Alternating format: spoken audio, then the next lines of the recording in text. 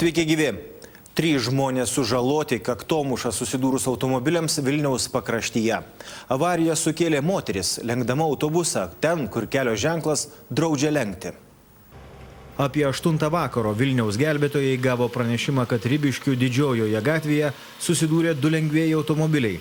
Jau po 6 minučių nelaimės vietoje pasirodė 2 ugniagesių mašinos.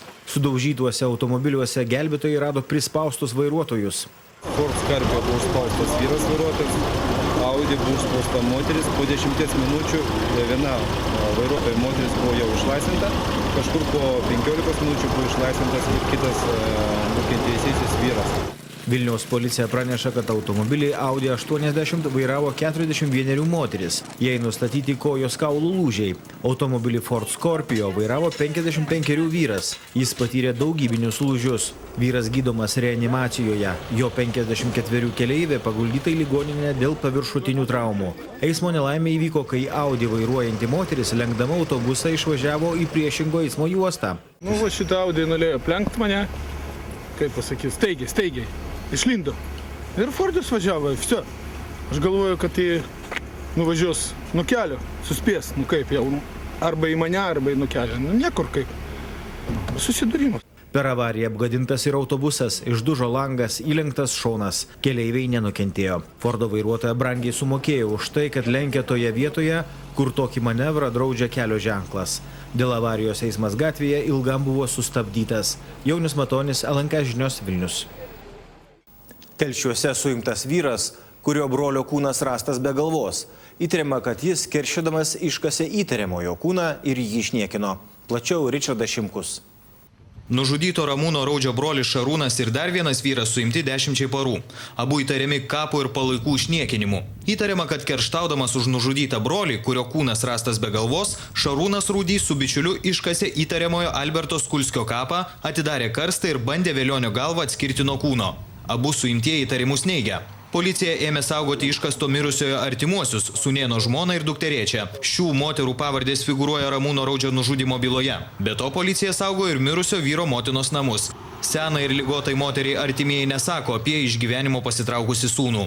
Žemaitijos pareigūnai yra pradėję tyrimą ir dėl dar vienos galvos. Savaitgalį Telšių centre Respublikos gatvėje rasta ant kuolo pamauta kaukolė. Pirminiais duomenimis, jie apie 10 metų amžiaus. Įtariama, kad ji galėjo būti atkasta tvarkant bažnyčios laiptus. Su Raudžio nužudymu ir Skulskio kūno išniekinimu policininkai pamautos kaukolės nesieja. Ričardas Šimkus, LNK žinios. Vilniuje išardė sieną, vagis įsibrovė į lombardą. Praneša Ričardas Šimkus.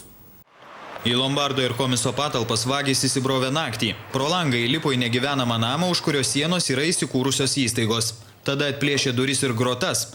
Išardė sieną ir pro skylę įlindo į vidų. Lombardą ir komisą skiria grotos. Nusikaltėliai ko gero tikėjosi atsidurti lombardė, kur sudėtas auksas. Tačiau pateko į komisą. Vagis jį apšvarino. Tokios smulkmenos, cheminės, netgi ten monitorius, kompiuteris, taip galima sakyti, ant stalo, ar ten labai skubėjo jie. Gal išgąsdino kas ir pabėgo. Vagims įlindus į patalpą suveikė signalizacija. Į įvykio vietą atvažiavę apsaugininkai nusikaltėlių nerado. Kriminalistai apieškojo patalpas, pro kurias įsibrauta į vidų. Po lovą rasti paslėpti iš komiso išnešti daiktai. Ilgą pirščių ieško Vilniaus policija. Ričardas Šimkus, Vidmantas Beržinis, LNK žinios, Vilnius.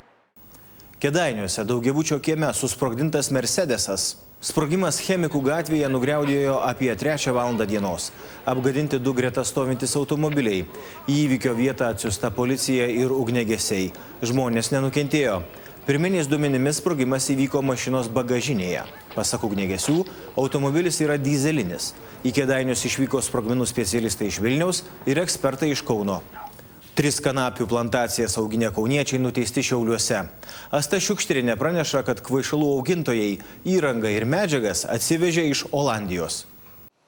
Teisėsaugininkai nustatė, kad organizuota kauniečių grupė veikė nuo 2005 pavasario iki 2008 vasaros, kol Kauno rajone sodybos Samylų kaime Rusija buvo aptikta kanapių plantacija.